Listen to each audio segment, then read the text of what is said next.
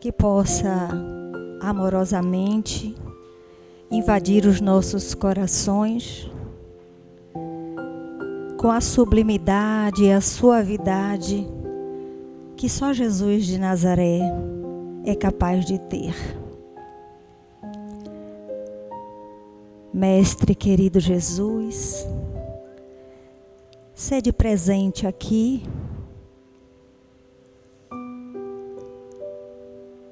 através dos teus mensageiros luminosos, dos trabalhadores da seara da luz, dirigentes espirituais desta casa, que tudo fazem para que ela possa prosseguir na mais perfeita paz e ordem. Doce Rabi da Galileia, conosco aqui estás, e nós te imploramos, Senhor, para que possa acerenar as nossas mentes, aquietar os nossos corações e sintonizarmos com as vibrações de amor, paz e luz que este ambiente nos oferece.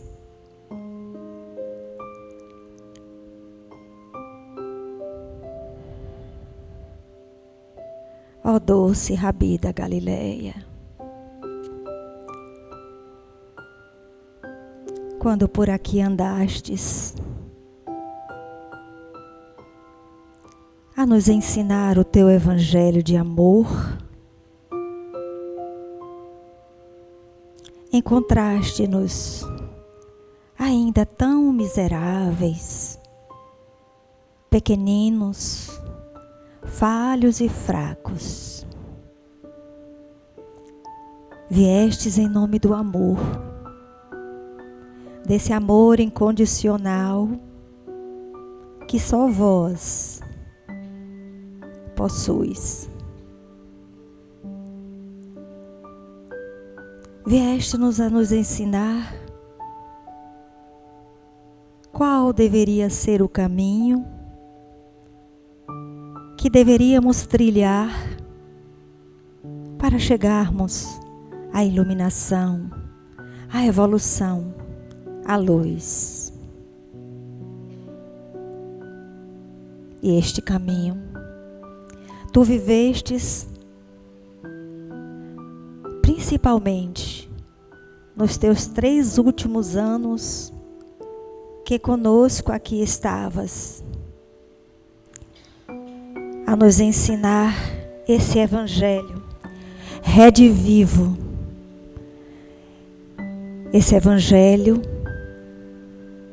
caminho, verdade e vida. Ensinaste-nos, Senhor, a sermos fraternos, mansos, amorosos, pacíficos, resilientes, pacientes, tolerantes conosco e com o próximo. Entre tantas outras exemplificações que nos destes, mas teria que voltar. E nós ainda não estávamos, Senhor, na condição de entender tão sublimes ensinamentos. E daí nos dissestes que haveria de mandar um Consolador prometido, aquele que descerraria o véu da ignorância e nos impulsionaria, assim como lá atrás o Decálogo de Moisés também o fez, na sequência o teu Evangelho e agora o Consolador. Que possamos, Senhor Jesus, ser dignos, merecedores do teu imenso sacrifício de amor, que a cada dia possamos nos esforçar para permitir que a humildade, a simplicidade que vós trouxestes consigo desde o teu nascimento na singela manjedoura até o madeiro infame, compreendendo as nossas fragilidades e dizendo ao Pai que nos perdoasse. Hoje, Jesus, ainda somos crianças, mas já temos esse entendimento e que possamos então aproveitar a oportunidade reencarnatória que destes a cada um de nós que aqui estamos e a tantos que aqui não vieram e que lá fora permanecem, para que possamos transformar as nossas vidas em vidas luminosas. E assim, vós possais ter o coração alegre, sabendo que valeu a pena. Que a paz do Nazareno esteja aqui conosco, hoje e todo sempre. Que assim seja. E para continuarmos a falar de Jesus, convidamos o nosso irmão João Freitas, que irá proferir a palestra da noite de hoje com o tema Jesus, a mulher samaritana e o cântaro vazio. Bem-vindo, João. O microfone é todo seu. Boa noite, meus irmãos e irmãs. Feliz de estar de volta na Casa Pititinga, depois de umas férias de 5 anos, ou mais de 5 anos. Um pouco nervoso, parecendo que é a primeira vez que estou nessa casa, mas ao mesmo tempo muito feliz de estar de volta, de estar podendo palestrar novamente, compartilhar um pouco daquilo que eu venho construindo de aprendizado, né, nessa caminhada coletiva que a gente tem, que a gente às vezes esquece, acha que está sozinho, mas muito feliz. Então, perdoem se ficar um pouco nervoso, perdoem algum deslize, faz de conta que eu estou estreando hoje, perdoem que é o retorno. Na próxima vai estar 100%, ok? Hoje trazendo então aqui o tema Jesus, a mulher samaritana e o cântaro vazio. É uma passagem, né, que muitas vezes a gente não se atenta muito a ela, mas é uma passagem muito importante da história de Jesus, relatada no Evangelho de João. Por que só no de João tem essa passagem? Porque os outros 3 evangelhos, eles focam muito o aspecto terreno da encarnação de Cristo. Os 3 primeiros evangelhos, Marcos, Mateus e Lucas, eles trazem muito a vivência terrena do Cristo. E João, que esse último evangelho foi o último a ser escrito, justamente por já ter bastante informação sobre o aspecto terreno, ele foca mais no lado divino, no lado espiritual da passagem do Cristo na Terra.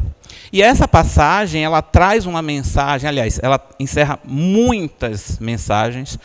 Nada do que Jesus fez ou falou dá para dizer que é uma mensagem só, né? Cada frase de Jesus dá para fazer um seminário, que dirá o encontro dele com outras pessoas. Tá? Hoje eu trago aqui 3 aspectos desse encontro de Jesus com a mulher samaritana. Tá? Dentre tantos outros, eu vou focar em 3 aspectos dessa passagem. Então a gente tem lá no livro de João, capítulo 4, versículo de 1 a 30. E quando o Senhor entendeu que os fariseus tinham ouvido que Jesus fazia e batizava mais discípulos do que João, ainda que Jesus mesmo não batizava, mas os seus discípulos, deixou a Judéia e foi outra vez para a Galiléia. É importante a gente contextualizar em que situação se deu esse encontro de Jesus com a samaritana. Jesus já começa ali o seu apostolado, ele ainda não está fazendo as pregações, né, dos sermões da montanha, mas ele já está tendo o início de uma vida pública. Ele ainda não nomeou seus apóstolos, nesse momento ele tem os seus discípulos, né, e ele já começa a ser conhecido e já começa a incomodar. quando o Senhor entendeu que os fariseus tinham ouvido que Jesus fazia e batizava mais discípulos do que João. Ele já começa a incomodar. E aí por que ele fala que Jesus mesmo não batizava? Jesus não fazia o batismo para que ninguém se achasse superior por ter sido batizado pelo Cristo. Então ele delegava essa função para todos os outros fazerem o batismo em nome dele, em nome de Deus, mas ele diretamente não fazia o batismo simplesmente para que ninguém caísse na soberba, no orgulho, né? Então por isso que ele fala ali, ainda que Jesus mesmo não batizava, mas os seus discípulos. E ele deixou a Judéia e foi outra vez para a Galileia. Daqui a pouco eu vou passar um mapazinho aqui para vocês vão compreender melhor. Quando ele deixa a Judéia e volta para a Galileia, porque já na Galileia ele fez já o milagre da conversão da água no vinho, nas bodas de Caná, na região da Galileia. Ele já voltou para a Judéia e agora vai de novo para a Galileia. E era-lhe necessário passar por Samaria. Esse era-lhe necessário não é uma questão geográfica. O caminho da Judéia para a Galileia, o mais curto, era pela Samaria. Mas os judeus não passavam pela Samaria. A gente já vai entender por quê. E quando a gente compreende isso, fica muito mais claro por que era necessário ele ir para Samaria. Ele sabia que tinha que ir por aquele caminho para ter esse encontro com a mulher samaritana. Era-lhe necessário passar por Samaria, foi, pois, a uma cidade da Samaria chamada Sicar, junto da herdade que Jacó tinha dado a seu filho José. Lembrando lá na época de José do Egito, que foi vendido pelos irmãos, né? O poço de Jacó vem desde aquele período, são bem uns 1.500 a 2.000 anos até chegar a esse momento. E estava ali a fonte de Jacó. Jesus, pois, cansado do caminho, assentou-se, assim, junto da fonte. Era isto quase a hora sexta. A hora sexta era mais ou menos o meio-dia, porque a hora se contava a partir do nascer do sol. O nascer do sol começava às 6 da manhã, hora sexta, então, portanto, é o meio-dia. Detalhe, faz toda a diferença entender isso. Cada detalhe de Jesus tem importância no que ele trouxe para a gente de mensagem. E aí, como eu falei para vocês, para a gente entender um pouquinho essa trajetória, por que ele tinha que passar pela Samaria? Aqui embaixo é a Judéia, é onde está Jerusalém, e aqui em cima é a Galileia. A Samaria está aqui no meio. O caminho mais curto era sair de Jerusalém, passar pela Samaria e chegar até a Galileia. Porém, os judeus jamais faziam esse trajeto para não encontrar os samaritanos. E assim, não sei se estou sozinho nisso, se tiver melhor, se não tiver, me acompanhe. Eu nunca parei para perguntar por que o samaritano não era bem visto pelo judeu. Eu nunca parei para perguntar por que a parábola era do bom samaritano. Porque se era o bom samaritano, é porque os samaritanos em geral eram maus.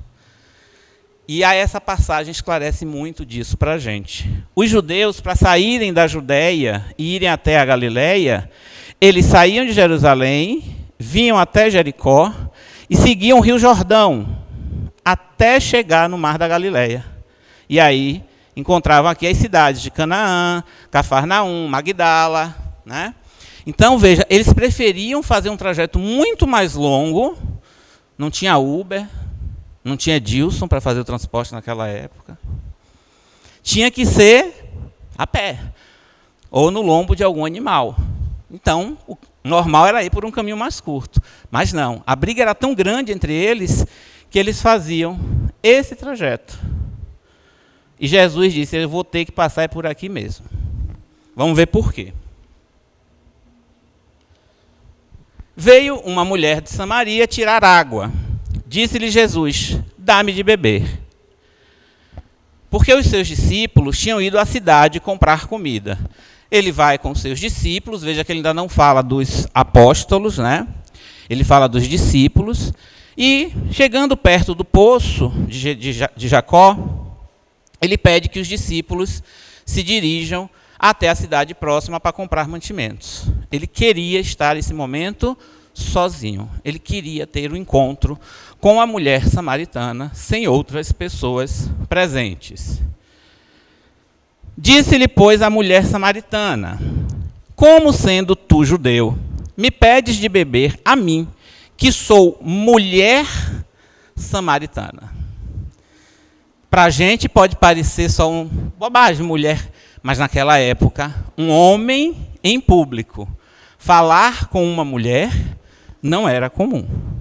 Nem sequer com a própria esposa, que dirá judeu, homem, falando com uma mulher samaritana. Porque os judeus não se comunicam com os samaritanos. Vamos abrir um parêntese aqui, e aqui é muito importante, vou tentar ser bem breve, para que vocês compreendam o tamanho dessa rixa. Levanta a mão quem já sabe o motivo disso, quem já conhece. Prestem bem atenção, porque é muito profundo a confusão existente, e é daí que vem a primeira mensagem que eu quero trazer dos ensinamentos de Jesus. Judeus, samaritanos. Por que esse pessoal não se entendia? Por que eles não se davam uns com os outros? Vamos entender um pouquinho. Assim, no Evangelho segundo o Espiritismo, na seção Notícias Históricas, lá na introdução, tem um breve resumo, tá? Quem quiser dar uma olhada. Mas eu fui um pouco mais além do que tem lá. Mas quem quiser dar uma lida no Evangelho segundo o Espiritismo, na introdução, Notícias Históricas. Vamos lá.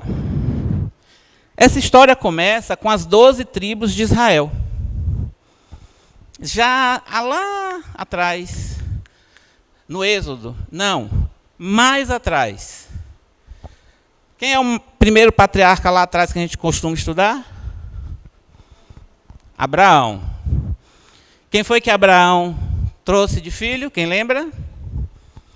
Você não tem que anotar que o pessoal não está fazendo a tarefa de casa não, viu? Tem que dar nota agora no caderno. Isaac. Isaac teve 2 filhos gêmeos. Não sei se vocês vão lembrar quem são. Oi? Esaú e Jacó.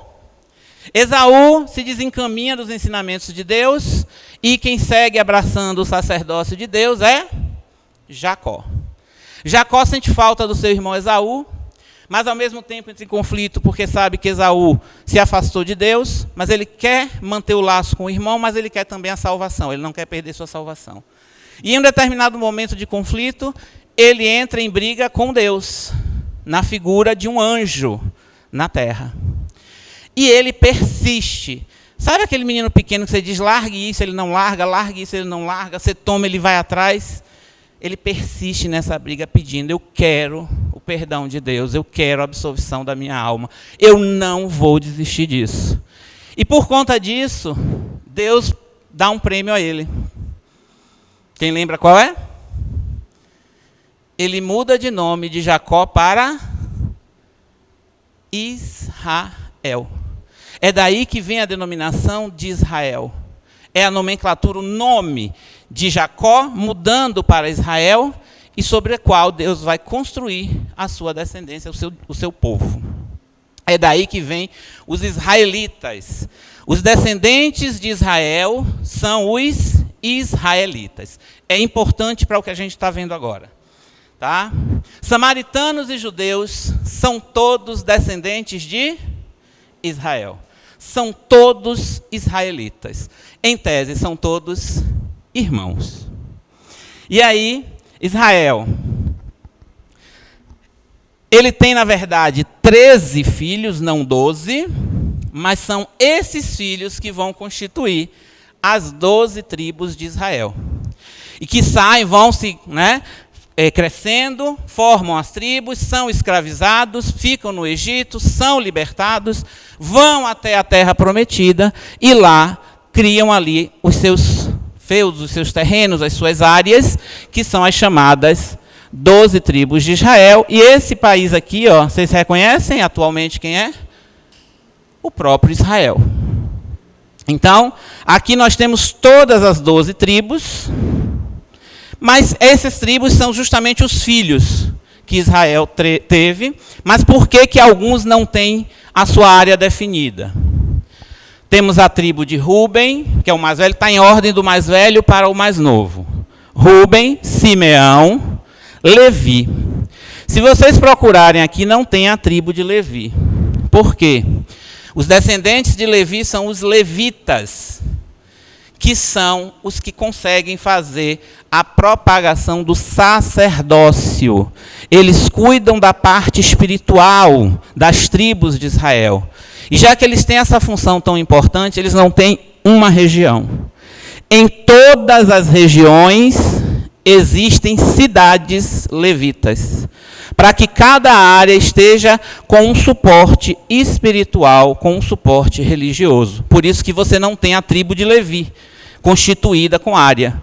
Porque em cada uma das áreas tem uma cidade levita, onde os levis estão ali estudando e propagando os ensinamentos religiosos. Judá, que é aqui embaixo, é importante a gente saber essa aqui, Judá. Dan, Naftali, Gade, Aser, Issacar, Zebulon. Estão todos aqui. Depois nasce uma mulher, Diná. Diná também não tem a sua tribo, porque nesta época os descendentes de Diná, eles já estão absorvidos pela tribo de Benjamim. Inclusive os descendentes de Diná, um dos descendentes de Diná, que é Bela, é meio rebelde na observação dos preceitos divinos e vivem sempre em conflito com os benjamitas, que são os descendentes de Benjamim. Por isso que não tem a tribo de Diná. Lembram dele? José foi vendido. Ele dá uma lição no perdão, no acolhimento aos irmãos. E Deus diz que a sua descendência é merecedora de mais benefícios pelo testemunho de fé que já teve. E aí vejam que não tem também uma tribo de José, mas tem dos seus 2 filhos, Manassés e Efraim. E se vocês observarem, a de Manassés é bem grande. Ok? E por fim, a tribo de Benjamim. Então é daí que vem, a confusão toda vai começar aqui, a gente vai entender por quê, tá? Os samaritanos e judeus são descendentes desse grupo, desses filhos de Israel. Passados 430 anos, se inicia a vontade de reunir esse povo. Durante todo esse tempo que viviam em tribos, quem controlava cada região eram os juízes. Já viram um livro chamado Juízes na Bíblia? Relata a experiência desse período do povo judeu, ainda dividido nas 12 tribos. Mas eles ficavam muito vulneráveis. Eles só se uniam para guerrear quando eram atacados. E havia um desejo de unificar todas as tribos. Eram todos o mesmo povo. E aí, o último juiz, Samuel, ele conduz um processo, unifica essas tribos e vem o primeiro rei de Israel. Quem é? Está precisando fazer a tarefa de casa, viu? Saul.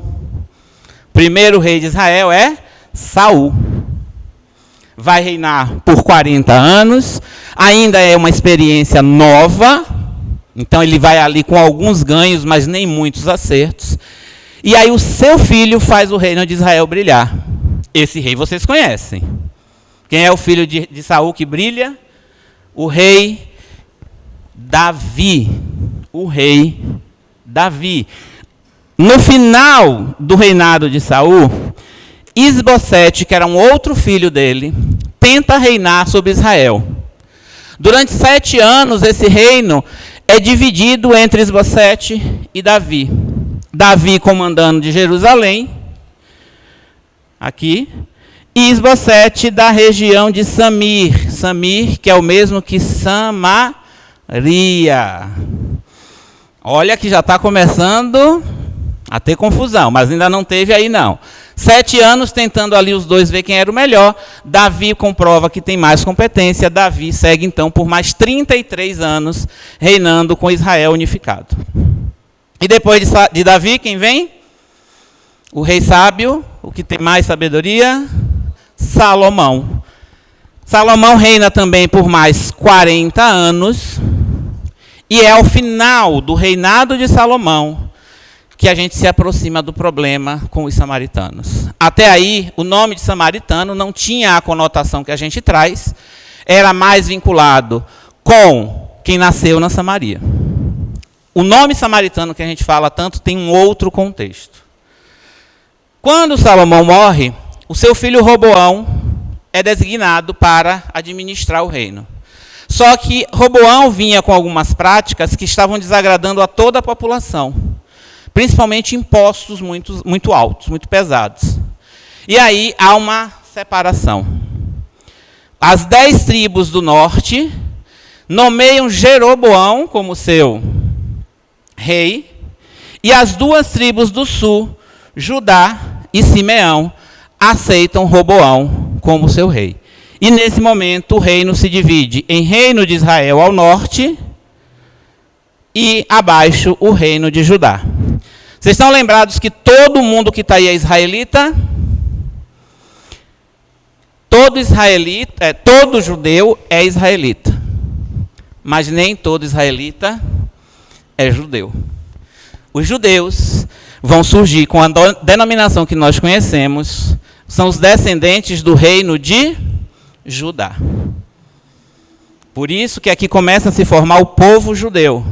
Até então a gente pode até chamar de povo judeu, mas o correto seria chamar de povo israelita. O povo judeu começa a surgir com essa separação do reino de Israel e o reino de Judá. O reino de Israel dura cerca de 200 anos, teve 19 reis, juntava as 10 tribos do norte. O primeiro reinado foi de Jeroboão. Atenção a esse ponto que a gente vai precisar disso agora. O seu último rei foi Oséias e caiu em 722 a.C. para o domínio assírio. O reino de Judá durou o dobro de tempo, cerca de 400 anos. Teve também 20 reis, então percebam que o reino de Israel era muito instável. A cada 10 anos, em média, trocava o rei. O reino de Judá era mais equilibrado, era mais estável. Trocava de rei a cada 20 anos. Seu primeiro rei, assim, abraçava as 2 tribos do sul, que era de Simeão e Judá. O primeiro reinado foi de Roboão. E o último reinado foi de Zedequias, que sucumbiu em 586 sob o domínio da Babilônia. Então vejam a diferença de duração desses 2 reinos. E o problema começa aqui. No reinado de Zedequias ocorre a destruição de Jerusalém. A gente vai voltar a isso já também. Tá? A cidade é destruída, o templo é destruído, os muros, as muralhas da cidade são postas abaixo.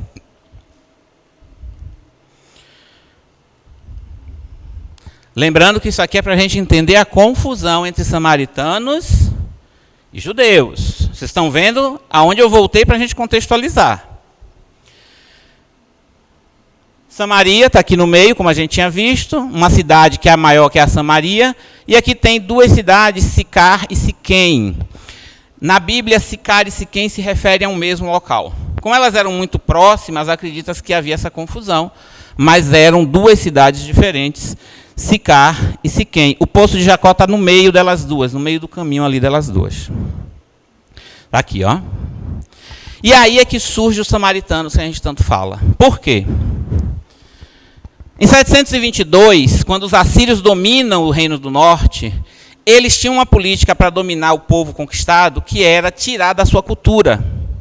Então, todo o território conquistado, eles traziam estrangeiros e levavam os nativos para fora, para justamente eliminar os traços culturais que fortalecem a resistência, e aí, perdendo a identidade cultural, ele dominava mais fácil. Então, era uma prática dos assírios fazerem isso. Então, eles tiram os israelitas do Reino do Norte, espalham pelo império e trazem outros povos para a área onde eles moravam. Os israelitas que ficaram eram pobres, tinham pouca cultura, então eles não tinham como manter a identidade cultural do povo israelita. Isso faz a miscigenação com a chegada de outros povos, surgem práticas da liturgia judaica misturada com novas crenças. E aí começa a distorcer. É como se a gente pegasse alguém que é espírita, que fosse para um lugar que nunca teve espiritismo, mas que essa pessoa não conhece a fundo as regras do espiritismo, os preceitos, né, da nossa fé, e começa a criar um espiritismo distorcido. É o que aconteceu com a religião judaica naquele momento. E aí 2 problemas surgem. Os judeus não gostam de relações fora do grupo. Já é o primeiro problema que surge para os samaritanos. Segundo, as práticas litúrgicas são diferentes da originária. Os samaritanos só reconhecem o Pentateuco. Só a Torá. Mais nada. Os judeus têm outras fontes além da Torá. Então já começa ali mais um conflito agora do ponto de vista religioso. Étnico, religioso. Tem alguma coisa acontecendo no mundo atualmente ligado a isso?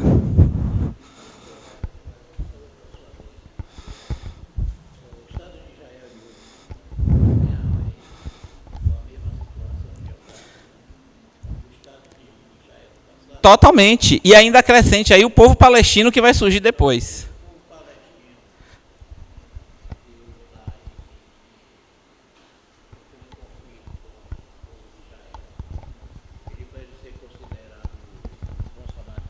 Não, seria um outro povo, é uma outra história que aí eu não trago aqui não.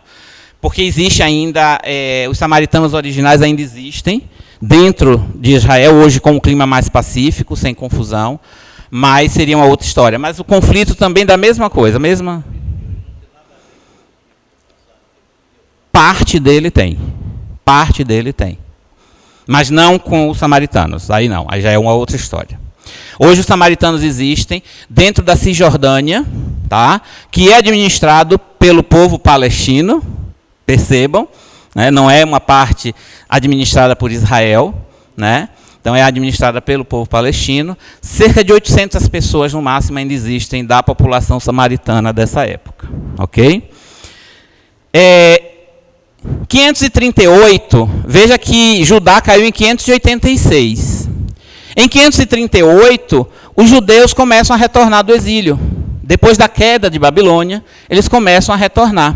E ao retornar, eles fazem a reconstrução do templo e a reconstrução dos muros de Jerusalém. E os samaritanos, que se entendiam como parte desse povo, vão ajudar. E os judeus dizem, vocês não, vocês são impuros. Vocês não vão participar da reconstrução do templo porque vocês não pertencem a ele e ele não pertence a vocês. Deixa a gente ajudar pelo menos nos muros. Não, a gente não quer a ajuda de vocês. Aí começa a confusão. Eles não procuram confusão, se recolhem lá para a região da Samaria. Lá tem um monte muito importante chamado Monte Gerizim, que é onde, inclusive, Moisés pediu que a população, ao sair do Egito, primeiro foi para o Monte Gerizim, e eles erguem um templo lá, já que a gente não pode ir no templo de Jerusalém, a gente vai fazer o templo em Jerusalém, no Monte Gerizim. O que é que os judeus fazem? Destroem o templo. Eles fazem a destruição do templo do Monte Gerizim por volta de 128 anos antes de Cristo. O que é que os samaritanos fazem? A gente vai fazer as adorações sobre os escombros, porque vocês não têm mais nada para tirar. E isso irrita os judeus. Porque os judeus queriam realmente, por conta da mistura étnica, da mistura religiosa, eles queriam tirar os samaritanos da história. E aí, gente, para vocês sentirem o grau do problema. Em 19 depois de Cristo, pessoal, eu estou falando de quase 800 anos de diferença. 722, 19 depois de Cristo. 750 anos de brigas. Supostamente um samaritano entrou no templo de Jerusalém e espalhou ossos sobre o templo para profanar o templo dos judeus. E a partir desse momento, sabe o que é que os judeus faziam? Terminavam as orações no templo proferindo maldições contra os samaritanos. Perceberam a força da mensagem de Jesus ir ao encontro de uma mulher samaritana? Eu voltei nessa história para que a gente entenda por que para ele era tão importante ele encontrar a mulher samaritana. É esse o nível de desavença que havia entre o povo judeu e o povo samaritano. Era muito profundo. de ofensas mútuas, sabe? De não reconhecimento um do outro. Então ele vai dizer, era necessário que eu encontrasse uma mulher samaritana. E porque mulher era considerado de segundo nível, né? Era uma pessoa de segunda classe, não tinha direitos, vivia submissa aos homens, né? E, além disso, essa mulher específica tem uma história de vida bastante complicada, porque ela já estava no 6º marido. Jesus não veio ao encontro dos doutores, dos puros. Ele veio para quem precisava. Nós precisamos. Então, daí agora eu peço desculpas, né? Se me alonguei, precisava dar esse contexto, porque a primeira mensagem que ele traz é perdão. E ele faz esse perdão, a gente já vai ver agora a maior parte do texto, né? Vai ficar só um pedacinho para o final. Esse perdão não é aquele perdão, eu te perdoo, eu esqueço. É simplesmente deixa o passado para trás. Vida nova que segue. É esse perdão que o Cristo quer. Vamos seguir então agora. Então, voltando lá na última parte, disse-lhe, pois, a mulher samaritana, como sendo tu judeu, me pedes de beber a mim, que sou mulher samaritana, porque os judeus não se comunicam com os samaritanos. Mudou o contexto agora, depois que a gente visualizou essa história. Então, vamos seguir. Vai até o versículo 25. A mulher disse-lhe, eu sei que o Messias, que se chama o Cristo, vem, quando ele vier, nos anunciará tudo. Vamos dar uma olhadinha, então, através de um vídeo, tá? Dessa historinha aí, desse encontro de Jesus com a mulher samaritana.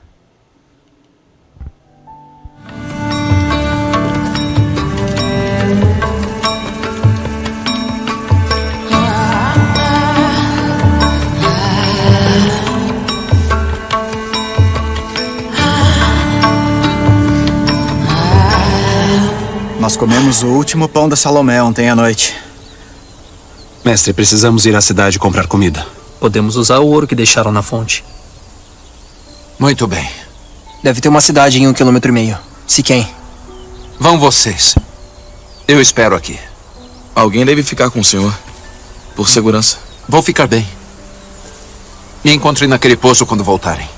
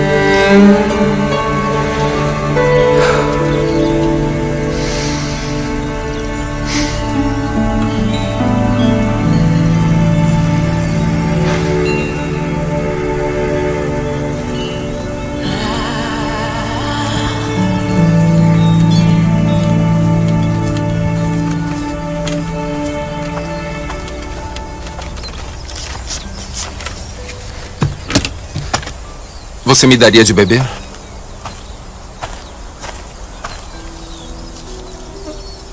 Você me ouviu? Isso é ruim, hein? O quê? O senhor sendo judeu, pedindo a mim, uma samaritana, uma mulher. Me desculpe. Devia ter dito, por favor. Não é seguro você ficar aqui sozinho. Nem você. Por que não vem com os outros? E por que tão tarde assim? As mulheres não vêm ao poço quando é mais fresco pela manhã? Bom, nenhuma delas quer ser vista comigo, então eu tenho que vir ao meio-dia. No calor, como você gentilmente me lembrou. Por que não querem ser vistas com você? Longa história. Eu ainda gostaria de beber água, se puder me dar um pouco. É incrível o que uma garganta seca faz. Eu não sou impura para você? Não será maculado por essa ânfora? Talvez algumas pessoas do meu povo digam isso sobre suas mulheres, mas eu não. É? E o que você diz? Digo que se soubesse quem eu sou, você teria pedido água a mim. Jura? E eu lhe teria dado água viva. É. Só que o senhor não tem com que tirar a água e esse poço é fundo.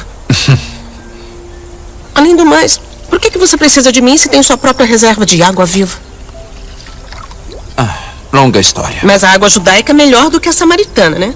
Não foi o que eu disse. Por acaso o senhor é maior do que o nosso pai Jacó, que nos deu esse poço? A sua água é melhor do que a dele? Eu conheço Jacó. E digo que quem beber desta água terá sede outra vez. Mas quem beber da água que eu der, nunca mais terá sede. Isso seria ótimo. A água que eu der se tornará dentro da pessoa uma fonte a jorrar para a vida eterna. É mesmo? Sim, é mesmo. Prove isso.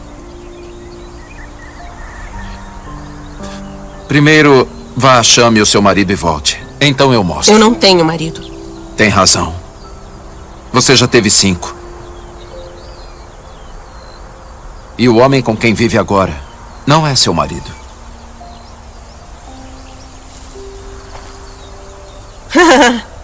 Já entendi. Vejo que é um profeta.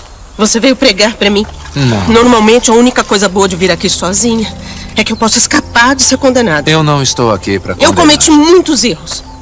Muitos erros. Mas são homens como você que tornam impossível que eu faça alguma coisa a respeito. Como? Nossos antepassados adoraram neste monte. Mas vocês judeus dizem que Jerusalém é o lugar onde se deve adorar. Dizem isso porque o templo está lá. Sim. Exatamente onde não é permitido. Eu vim para quebrar essas barreiras. E está próxima a hora em que nem neste monte, nem em Jerusalém, vocês adorarão o Pai. Então, para onde é que eu devo ir quando eu precisar de Deus? Eu nunca recebi nada de Deus, mas mesmo se recebesse, eu não poderia agradecer. Qualquer lugar. Deus é espírito. Está chegando a hora, e de fato já chegou. Que não importará onde você o adora, mas que apenas faça isso em espírito e em verdade. Coração e alma, esses são os adoradores que o Pai procura. Não importará de onde você é ou o que você fez.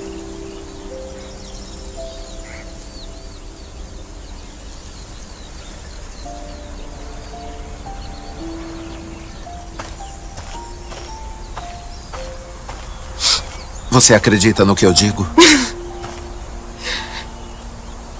Ai, moço, até o Messias chegar e explicar tudo e resolver essa bagunça, inclusive a minha, eu não confio em ninguém. Você estava errada quando disse que nunca recebeu nada de Deus. Esse Messias de quem você fala, eu sou ele.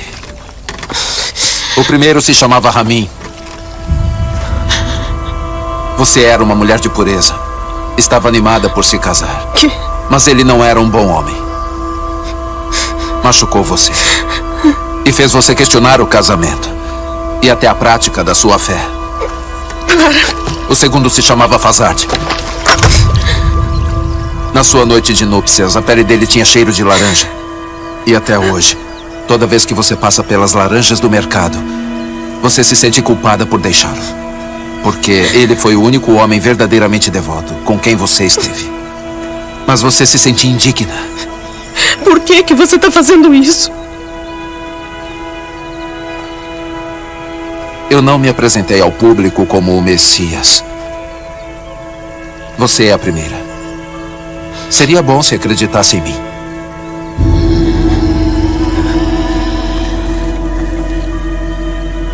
Você escolheu a pessoa errada. Eu vim a Samaria só para encontrar você. Você acha que foi um acidente eu estar aqui no meio do dia? Eu sou rejeitada por todo mundo. Eu sei. Mas não pelo Messias.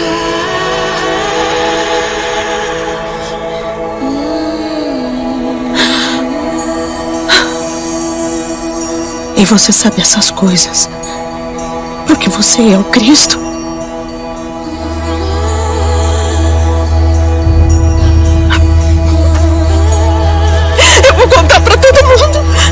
Eu estava contando com isso. Em espírito e em verdade. Em espírito e em verdade. Não será só sobre montanhas ou templos. Logo. Só o coração. Você promete? Eu prometo. Esse homem me disse tudo o que eu tenho feito.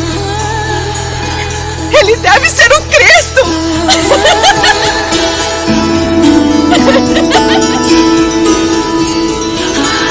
Espera! Adeus! A sua água. Você esqueceu a sua... Venham ver um homem que me disse tudo o que eu tenho feito.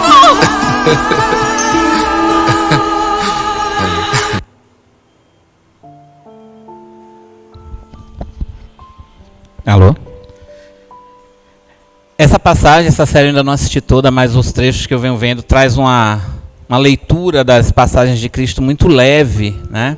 Mas também, ao mesmo tempo, até agora o que eu assisti, muito fiel. Ele aqui traz ali a descrição dos esposos dela, essa parte não tem na Bíblia, mas eu achei de uma sensibilidade muito grande, porque provavelmente era o que acontecia com a mulher.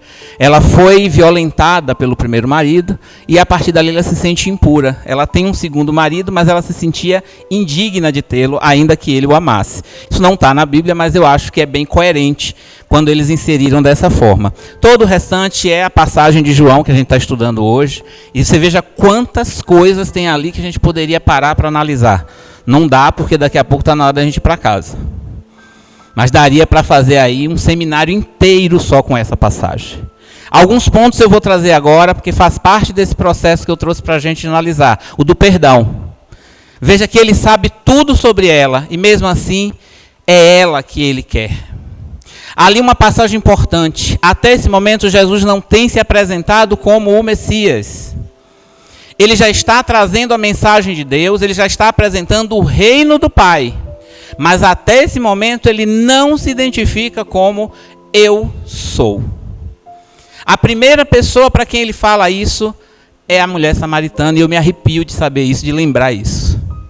Porque ele se identificar como o Messias para uma mulher samaritana e ser a primeira, isso não é fantasia dali do filme. E aí a gente pode às vezes fazer a confusão, mas antes ele já estava pregando, não já fez a transmutação do vinho, não já fez já expulsou os vendilhões do templo, não já fez a conversa com Nicodemos, tudo isso já aconteceu. Ele já está arrastando multidões, mas ele está falando do reino do Pai.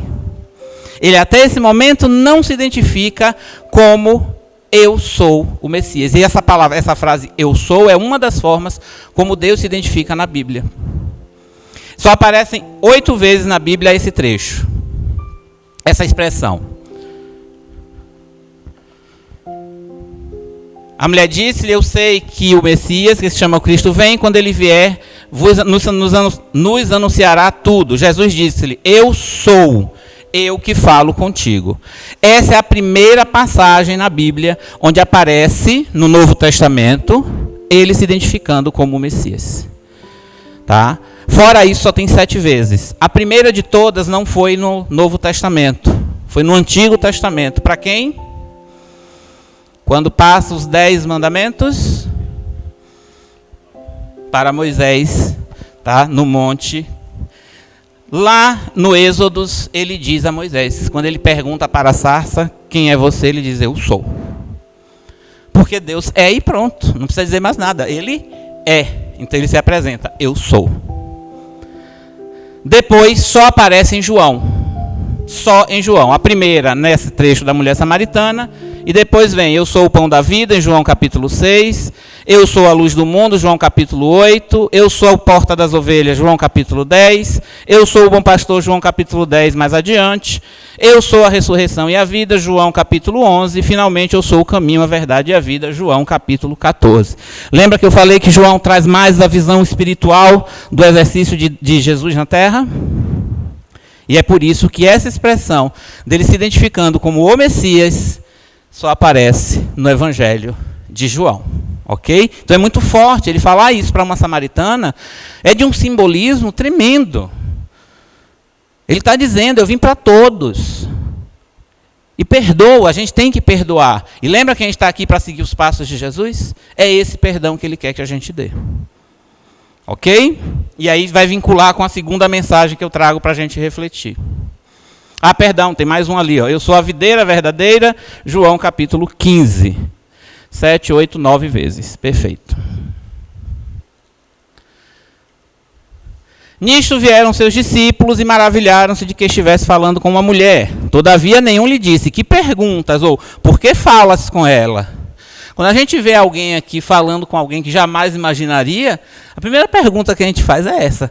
Por que você estava falando com fulano? Não é para fazer isso. Vamos nos conciliar. Vamos deixar de lado as brigas. Vamos virar essa página. Vamos nos unir. É isso que Jesus quer. Vamos nos perdoar mutuamente. Esquecendo realmente qualquer falha do passado. Deixou, pois, a mulher o seu cântaro e foi à cidade e disse àqueles homens. Antes de ver o que ela disse para os homens, vamos entender a segunda mensagem, que é esse cântaro vazio. O cântaro vazio está ligado com o perdão, porque nada mais é do que a gente... Primeiro, quem é esse cântaro vazio? Porque lá caiu mesmo, mas Jesus traz aí uma relação desse cântaro com uma outra coisa. O cântaro que Jesus quer vazio somos nós. E o que Jesus pede para a gente esvaziar o cântaro é da água que não mata a sede espiritual, é a que mata a sede terrena. Ele quer que esvazie para poder colocar a água viva, que é a mensagem do Cristo. E isso significa abandonar as velhas práticas. Se errou até hoje, pronto, amanhã não erre mais. Deixa para o passado, passou, acabou, esvazia esse cântaro. Não deixa mais as velhas práticas te atrapalharem. Traga novos padrões morais, novas vivências. Não fica se culpando. Tira essa palavra do dicionário de vocês. Culpa só arrasta, gente. Arrependa-se de forma verdadeira, que você está absolvido de todos os seus erros. É esse esvaziamento do cântaro que o cântaro vazio representa, é você deixar para trás os erros cometidos. E é o esforço, é essa tentativa, cai, levanta, mas tenta de novo, porque você está com um arrependimento verdadeiro. E isso vai levar a uma mudança. Você vai ser outra pessoa. E as graças, a água viva vai ocupar o seu espaço. A graça divina vai encontrar você finalmente. Isso traz renovação, traz esperança. Anima a gente a prosseguir. Porque é a mensagem de Deus que está entrando na alma da gente de forma verdadeira agora. E aí vem a última mensagem da noite de hoje. O nosso testemunho de fé. Perdão para você e para o outro, verdadeiro, esqueça o passado, esvazia o cântaro, enche de coisas novas, e a partir daí dê o seu testemunho de fé. Ela fez isso. Vinde, vejo um homem que me disse tudo quanto tenho feito. Porventura não é este o Cristo? Saíram, pois, da cidade e foram ter com ele. Ela arrasta o povo com ela. Veja, ela era mal vista. Ela ia pegar água no poço a cerca de 2 quilômetros andando ao meio-dia, porque ninguém queria ser visto com ela. Ainda assim, quando ela chega e dá o seu testemunho do que ela viveu, ela consegue trazer a atenção do povo e levar esse povo até Jesus. Os discípulos acharam que iam só passar pela Samaria, ficaram mais ou menos 3 dias com Jesus pregando para quem? Os samaritanos. E é esse testemunho, eu sempre falo aqui nas minhas palestras, que no caso dela foi um testemunho oral, mas que eu sempre digo, a palavra convence, mas o exemplo arrasta. E quando Jesus pede para a gente ir e pregar o Evangelho, é para a gente viver esse Evangelho na vida da gente. É para a gente saber perdoar, é para a gente saber amar, é para a gente saber tentar de novo, se reconhecer como em construção, mas se respeitar, acreditar. Quando a gente faz isso, vai valer mais do que 1000 discursos. São as nossas missões. ide por todo mundo e pregai o evangelho a toda criatura. Que seja pelo discurso, não estou falando aqui que a gente não faça o evangelho no lar, que a gente não tenha o momento do estudo, que a gente não forme grupos para estudar o evangelho. A nossa fé é ciência é estudo. Não é isso que eu estou falando que deixemos de lado, mas que a gente não fique só nisso. Que a gente leve para a vida da gente o aprendizado que a gente está construindo. E é esse convite que eu faço na palestra de hoje. Para que a gente reflita sobre o perdão verdadeiro. De samaritanos e judeus. De ver todo mundo junto de novo, como israelitas, únicos que somos. Lá do começo. Que faça esse esvaziamento do cântaro das velhas práticas. Deixa o passado para o passado. Vamos viver o novo. A própria Bíblia está dividida, o Velho Testamento e Novo Testamento. Eu vim para trazer o novo. Deixa o passado no passado, que já teve o seu tempo. Foi útil naquele momento. E a partir daí, vamos internalizar o Evangelho. E vamos viver esse Evangelho todos os dias. E eu estava conversando, acho que foi com Marileide, né? Se a gente já começar pelo trânsito, já está ótimo. Porque a gente não precisa acabar a guerra da Ucrânia, a gente não precisa acabar a guerra de Israel. Se a gente conseguir a paz na rua da gente, na cidade da gente, na casa da gente, na casa espírita, se a gente puder abraçar, não importa se o outro está fazendo ou não, vamos fazer a nossa parte. É essa mensagem que eu quero que a gente leve para casa e reflita com bastante carinho. Tá? E para completar, eu queria apagar a luz, por favor. Queria que a gente entrasse em clima de oração no momento. E para encerrar o nosso encontro,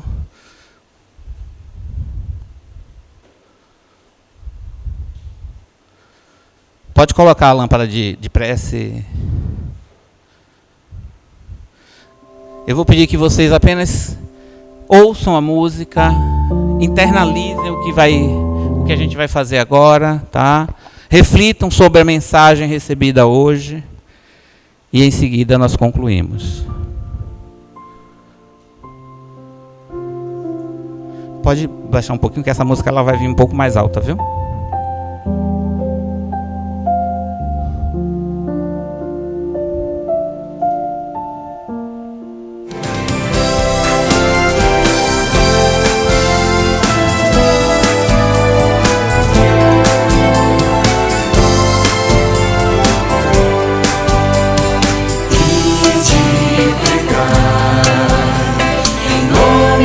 Senhor Jesus, erguei os olhos.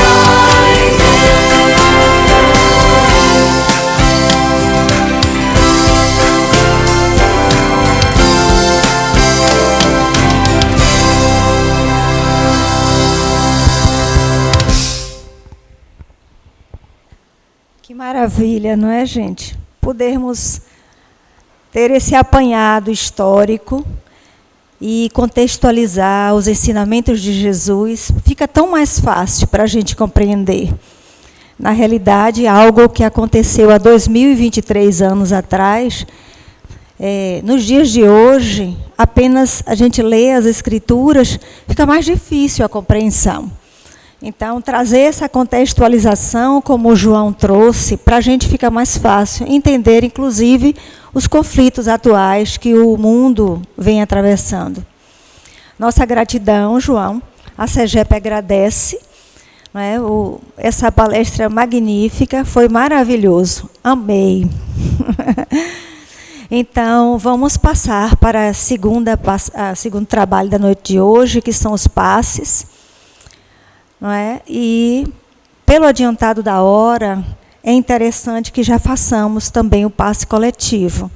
Por gentileza, os irmãos se posicionem, porque posteriormente nós desceremos para fluido e aqueles que estão inscritos permanecem aqui no salão e serão chamados gradativamente para serem atendidos por conta da nossa reforma. Tá bom, pessoal? Nossa gratidão. E enquanto os nossos irmãos estão se posicionando, eu convido o nosso irmão João para se fazer aqui presente outra vez, enquanto vai, no caso, encerrando com a prece e nos envolvendo nessa harmonia, nessa sintonia de amor.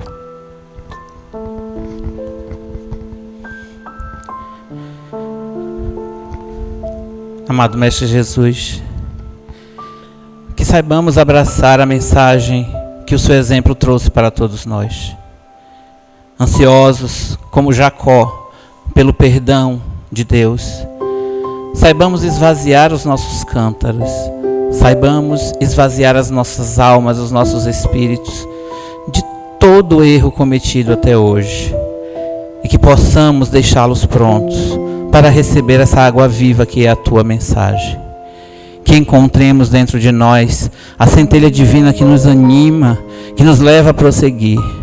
Imperfeitos em construção, vamos cair muitas vezes, mas sempre seremos amparados por ti, Jesus, e por todos os irmãos encarnados e desencarnados que seguem verdadeiramente a sua mensagem e que exercem o perdão em todas as nossas vidas. Que sejamos também essa centelha divina na vida do outro. Que sejamos o exemplo que arrasta, que convence que nada nesse mundo é tão gratificante quanto receber a água viva vinda de Deus. Que sejamos um exemplo para nós e para os outros. Que sejamos persistentes, que tenhamos sempre bom ânimo, que tenhamos sempre o olhar do afeto verdadeiro para com o outro. E saibamos assim construir um mundo melhor para todos nós. Que tenhamos uma semana de muita paz e uma vida plena de todas as bênçãos de Deus. Que assim seja.